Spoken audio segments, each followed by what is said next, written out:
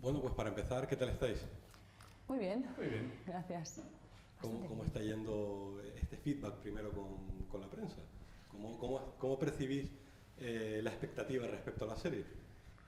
Pues de Buena, momento ¿no? muy bien, la verdad. La verdad es sí. Es siempre un misterio cómo va a reaccionar la gente a un trabajo que has hecho. Y de momento la sensación es que ha generado mucho interés.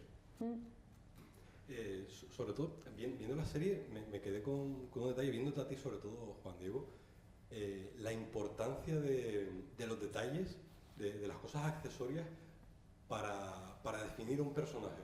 Más allá de lo que dice o cómo lo dice, el hecho de que tu personaje, por ejemplo, ese cuidado con la horticultura, con la comida, el personaje por ejemplo, de la becaria, que no recuerdo cómo se llama el personaje. Belén. Claro, como ese nerviosismo en las manos, que ayuda mucho a que el espectador enseguida os cale. Bueno, es una parte bonita del trabajo siempre, ¿no? Para mí en la creación de este personaje, esa obsesividad, la forma en la que limpia las gafas, la forma en la que dobla la gamuza de las gafas, la prolijidad en este toque que tiene el personaje, cómo se lleva el tupper, cómo coge los cubiertos, bueno, pues cómo tiene la espalda rectita siempre. Bueno, pues son detalles que a lo mejor son menores, pero que a uno mismo le ayudan a creerse a este tipo, ¿no?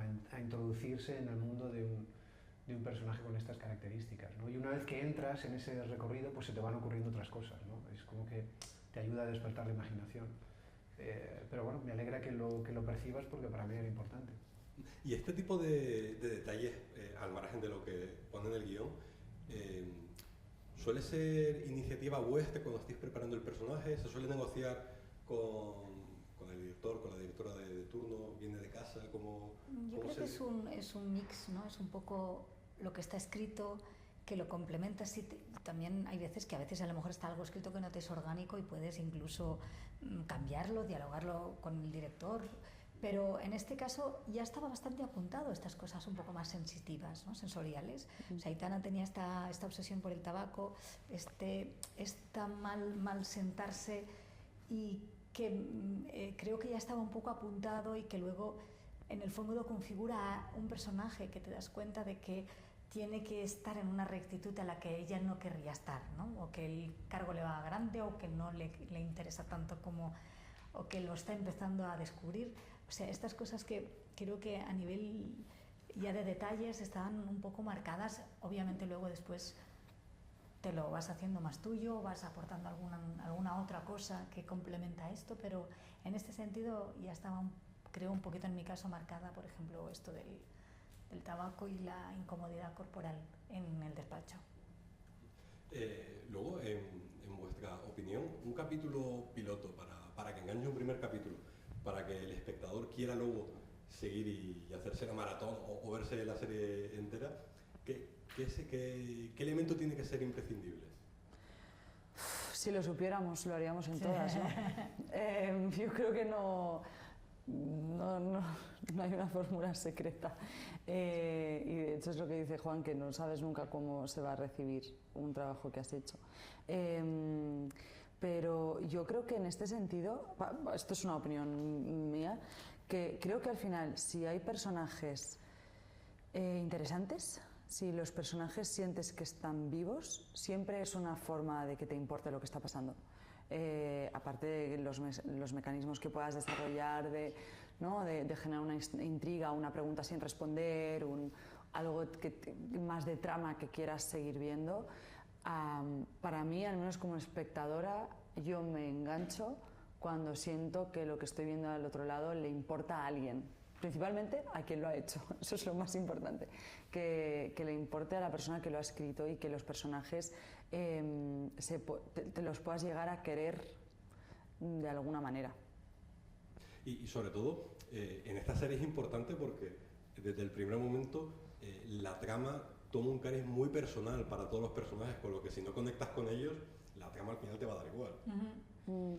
Sí, al final es determinante la implicación que tienen los personajes en resolver este conflicto, todos de alguna manera, ¿no? Todos, por la parte del CNI, teníamos una relación muy personal con Crespo, que es nuestro compañero que está en El Salvador, y eso es lo que y bueno, tomamos una serie de decisiones de las que luego también nos sentimos un poco responsables, ¿no?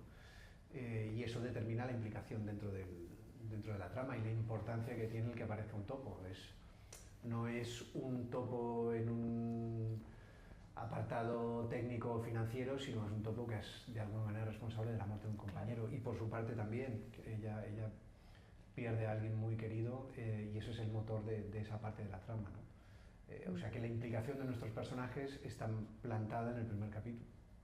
Y luego me parece interesante que, siendo una serie en la que hay acción y hay escenas muy técnicas con mucho dinamismo, pero volviendo a los personajes, es una serie que está muy basada en vuestras relaciones, en cómo vais haciendo esas indagaciones, cómo vais deduciendo, cómo se trabaja desde el despacho o un poco por detrás, y eso es lo que va abriendo también un poco todo el conflicto. Sí, yo creo que también había una voluntad, supongo, desde guión de intentar ver que no es todo el rato acción el CNI, o sea que hay mucha parte de documentación, de despacho, de investigación, o sea, mucha parte escrita, digamos, ¿no? o de barajar información de distintas fuentes, que la parte de acción yo creo que compensa muy bien la serie, la calle con los despachos, porque creo que está todo conectado, ¿no?